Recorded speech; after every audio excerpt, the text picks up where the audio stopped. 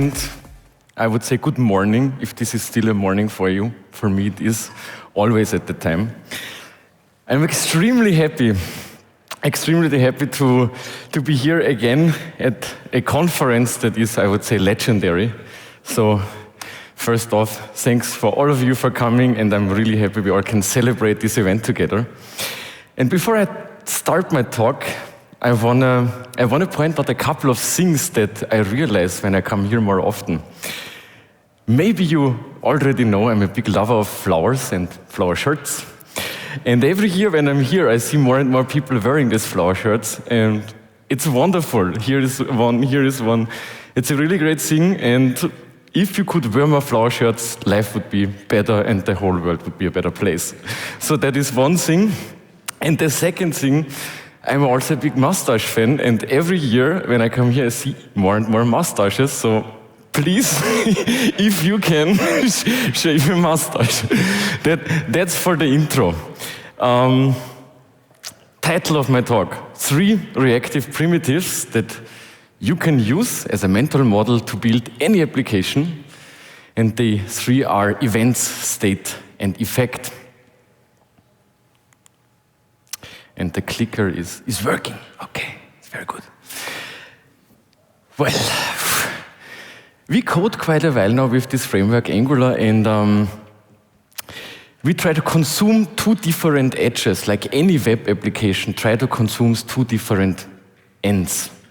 The one end, very vaguely described here as edge, because constantly new technologies evolve. Edge is like some closest server, something that's not on your machine. And the other edge is the user and the user's interface, the screen where the user can see colorful pixels, the keyboard and the mouse where the user can interact, or basically also any other input device that we use to communicate or to deliver some input to our machines. And in between those 2 edges, our application lives. We basically try to consume those 2 edges and make something meaningful in between. We try to establish a data flow between these 2 edges, right? Even if it is not a constant data flow, but there is a flow and things go up and down. And this is the place where we write our application, and there are many different ways how you can do that, many different mental models that you can use to write your applications. And over the years, I tried out many different things. First of all, I'm a big fan of going back a couple of years and then reusing old knowledge and reapplying them. Nowadays, that always works perfect, right? If you have a problem, don't try to solve it, just go back 40 years or 50 years, you will have the perfect solution, copy, paste, go. The other thing is, I'm also a big fan of making it less complex. Less boilerplate, for example, is something that I always advocate for. Less complexity, less time where you have to explain how to use tool X, Y, or Z. And in this talk, I try to introduce maybe parts that you already know and other parts that you most probably don't know. And with those building blocks that I present here, abstract building blocks, I want to give you a mental model on how to write applications, any web application, but in this case, of course, Angular applications, especially because we are going more and more in the direction of a reactive framework that speaks it natively, right? We implemented signals, and Angular is speaking that more and more and better, and that makes also our architecture better and easier to write. What will I talk about? Let me switch place here on stage so that I can do a mental shift from all the fluff talk over there. I'll talk about 3 reactive primitives, events or actions, or however you call it, some stateless information that flows either from the user upwards or from the server downwards. Then effects, the tail end of any data flow, the end where you either save it into some database or display colorful pixels on the screen. And the third one is state. Places in your application that remember something, that share information with others, that stay here, and they can be consumed. And also, you can derive a couple of different values that you want to display. Then, as we have those three building blocks, I try to explain how to glue them together, right? We have building blocks, they sit in our application, but how do you wire them up? And that's basically what the whole agenda is about. A quick introduction about me. My name is Hladky. I lose my microphone here. I'm a speaker, trainer, and consultant. And I'm a big fan of topics like zoneless reactivity. 2018, we shipped a big research and the first local state management in Angular, fully based on RxJS. Nowadays, most probably you try to include more and more signals, but back then that was the tool of choice, let's say it like this. I am also on Twitter, and I also do a lot of open source. I have a couple of Angular libraries, but also more and more tools that I craft that will help you to standardize architecture, software, code quality. I also run a company called Push-Based. We do trainings, consulting, and development there. Let's start, and I'm not sure how often you use makeup. Less is more is a phrase I know from using makeup. And I also want to apply that on software architecture. I told you before, I'm a fan of easy things, a fan of less boilerplate, a fan of straightforward things that you don't need to explain, teach, and elaborate for weeks and weeks until all the team members grab it up and are able to deliver the same patterns in the same quality. So this is what I want to point out. Try always to find easy, understandable, and simple patterns that you can reuse over and over. And I will start here with the building blocks, the three different building blocks. The first one here, event, some happenings in time, some information that flows around. In the middle we have state, or anything else that would remember data, application relevant data, data that is stored from your local machine, data that is shared in between all the different components on your app. And then we have effects. And effects are already baked in, right? The fact that we can change our user interface by clicking a button and doing something means there is some effect that updates our DOM nodes. So this is a hidden effect, the tail end of our data flow, and there are also effects that are way more visible and that you on your own create in your code base. So first-party effects instead of third. And I will show later on what examples we can have for those things. Let's first understand these building block events a little bit better. What could be an event? Anything basically. User input is an event, and you can take those events. Sometimes you even have event streams, right? An event could be a simple thing like just calling a function and that's it. It's already an event, but in general, when you have event streams, you can also do really cool things. You can apply behavior on those events. What could that be? For example, you type into an input box and you want to get only the last value of those changes, or you want to, when you fire multiple HTTP requests, try to avoid overfetching data. You do that with all the RxJS operators that we know, and you apply certain behavior on that event. What information do we process? On the upper edge, on the upper end of those two edges that we try to consume, we have things like WebSockets, HTTP requests, services. We have native APIs, right? My phone has a native API, native Bluetooth API that I can consume. Also laptops nowadays have that quite often. And then we also have browser APIs that we consume. On the lower end, we have all types of input devices. We have the mouse, the touchpad, keyboards in all kind of forms.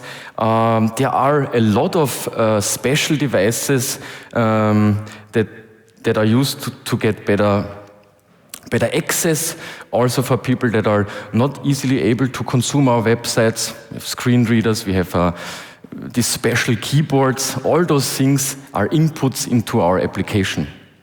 And then we have the browser screen, right? We are visual beings. We do a lot with our visual sense, and therefore we also look on those colorful pixels on the screen, make our opinion, and then give another input with our mouse or with our keyboard. And events live in between those two edges and are small bits of information that flow around that you can take and adopt a little bit for further processing.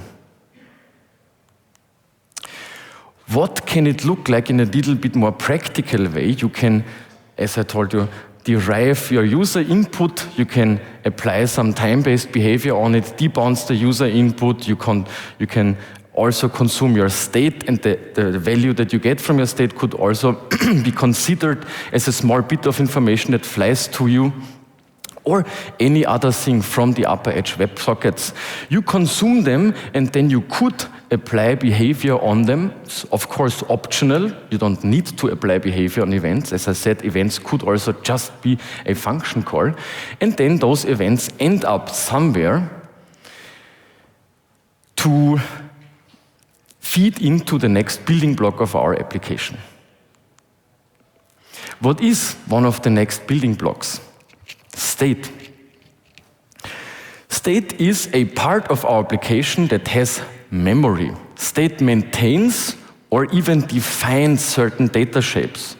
I consume a list of users from the server, I receive that event, I apply some transformations on that to bring them in a shape that I want to maintain in my application. And then I put it somewhere where everyone else, every component in my application or other developers that use the code can go and can consume this predefined data. Everyone that will subscribe or let's say consume my state or their state will be automatically informed. That is also one part that's very important. They should automatically inform about updates in your data. Microphone is not perfect. What do we need to know when we think about state? The first thing that I always start with, and the easiest, is lifetime.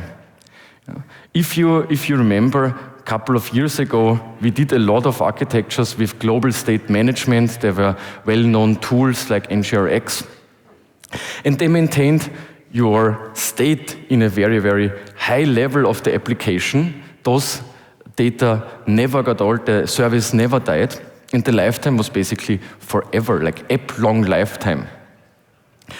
And as I mentioned, something around 2018 was the time where we started to work with more local approaches. 2018, I shipped the first local state management in Angular, and I already realized you have way more different sections for state lifetime as you think. On a component level, it's completely different lifetime, because if you destroy the component, your component state should also die with the component. But even more fine-grained, so on the template, you can have a small part that is enabled or disabled with a switch. And if you click that switch, you ng-if it in or if it out. And that is also lifetime, and the displayed value there is also state. It is a very, very narrow lifetime. So lifetime is very, very important, and most of the problems are solved by using the helpers, the recent helpers that the Angular team shipped. What else? State is always trying to maintain hard data, and then you can derive from that data certain more interesting things for the user, right?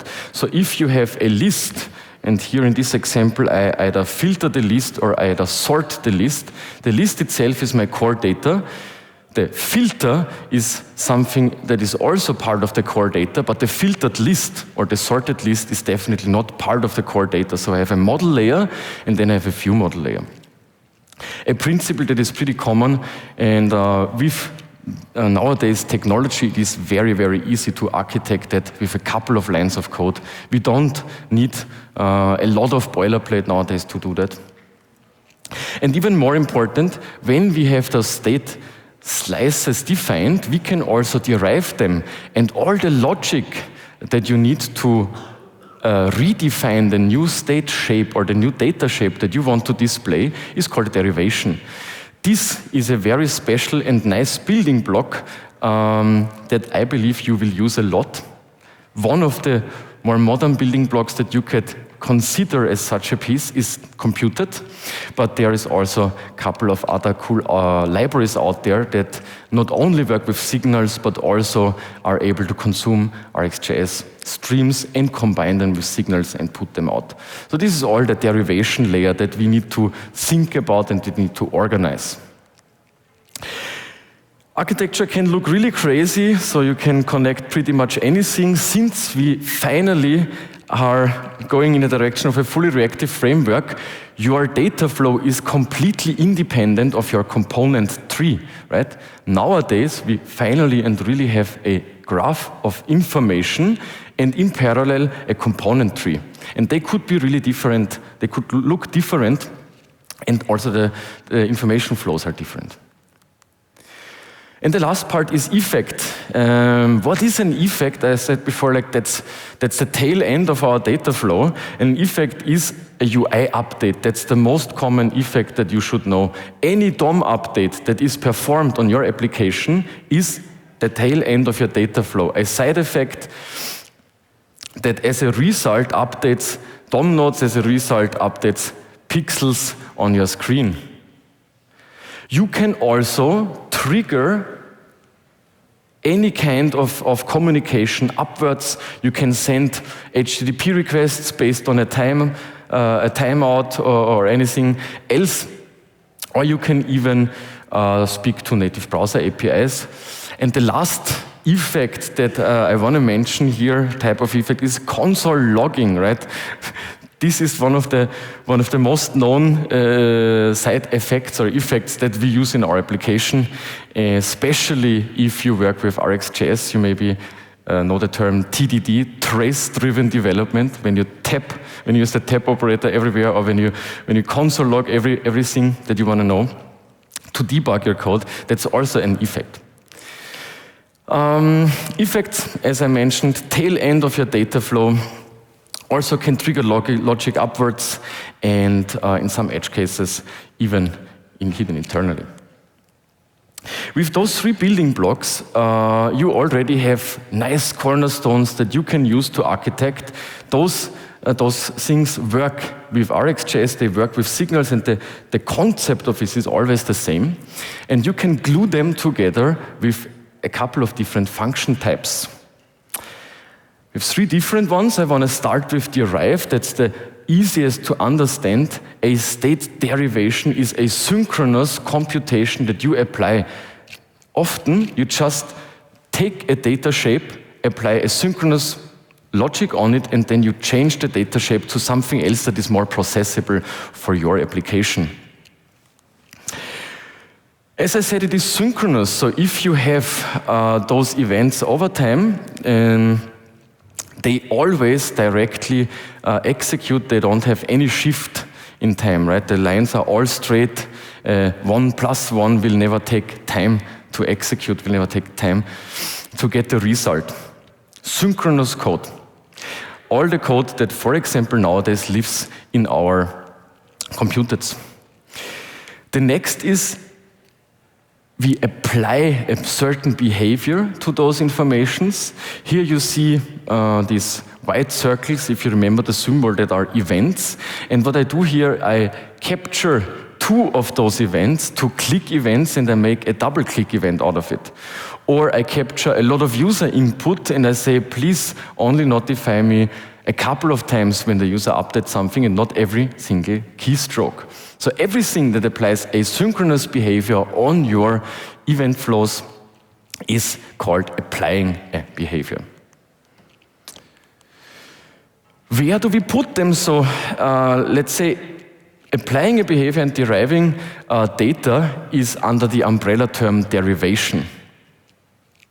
On the other hand, we have react. We react to something, and if we put our building blocks there, it is a little bit more clear. We react to some triggers. Our effect reacts to some triggers. Our state can derive value from the model to the view model, or our state can also apply some behavior. Same goes for events. User input is debounced, you apply something on it, or you have a user input event and you turn that event shape into a string because you don't want to have the input event but just the string that is in the text box.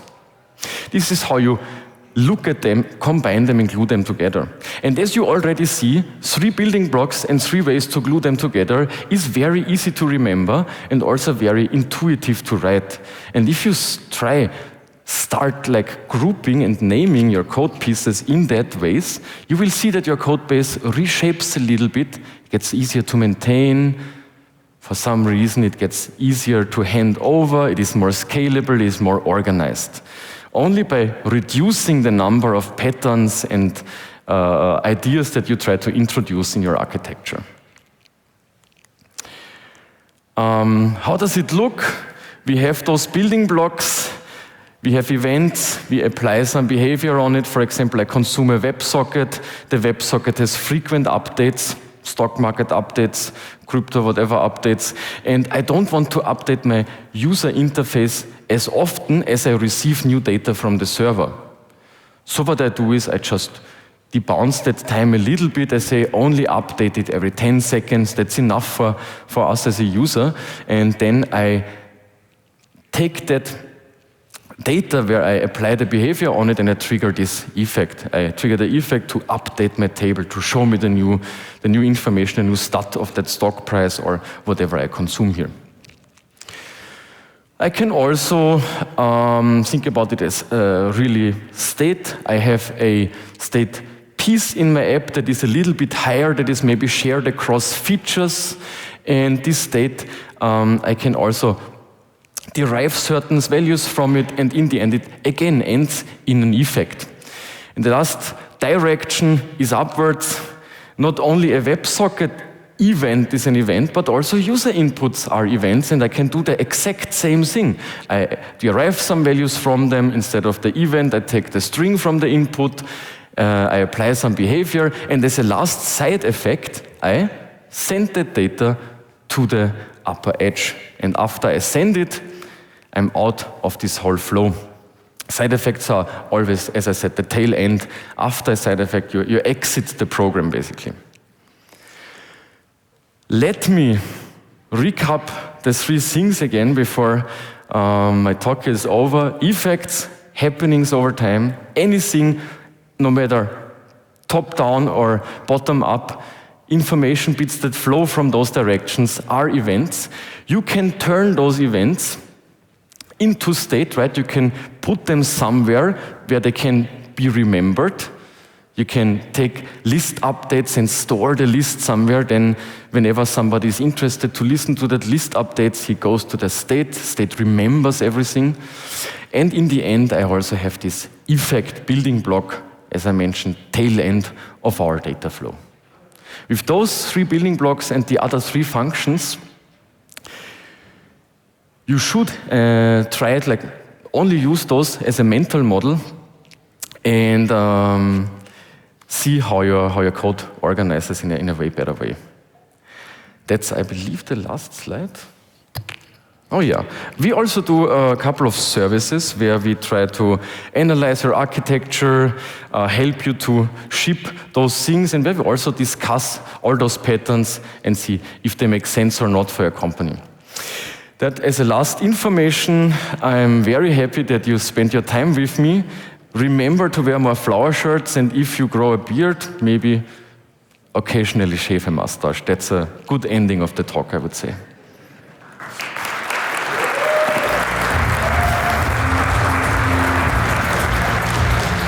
Thank you so much, Michael. We have one more 2-minute quick session, and then I'll give some announcements and break for lunch. So if you could put your hands together for one of our sponsors, let's hear from Capital One.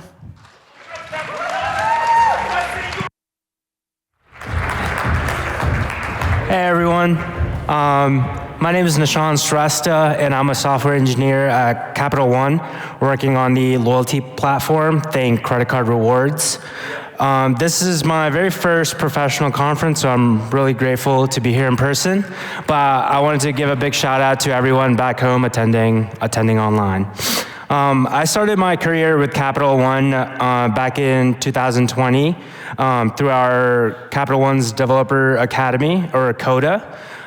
It's a 6 months boot camp, engineering boot camp for non-CS graduates like myself.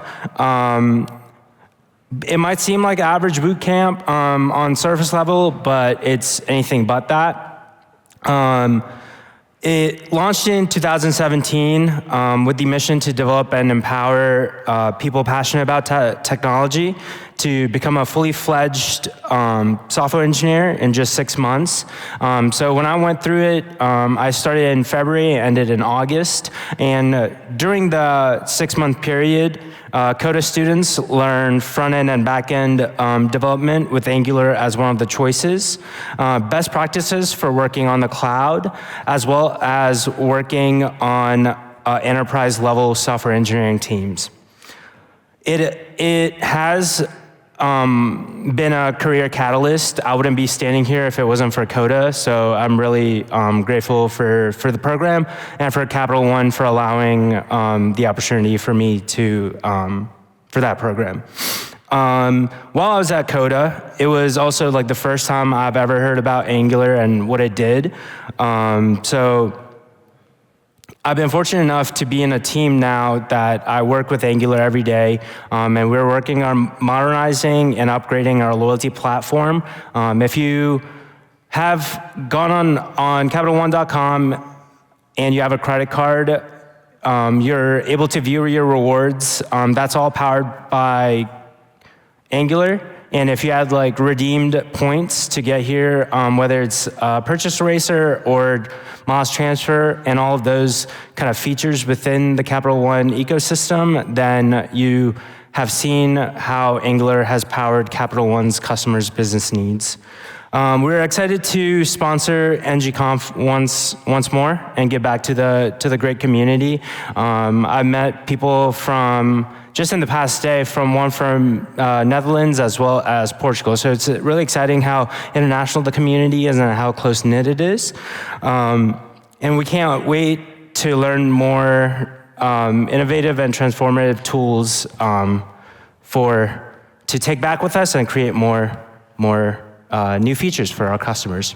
Awesome. Thank you so much, man. Absolutely. Thanks, everyone.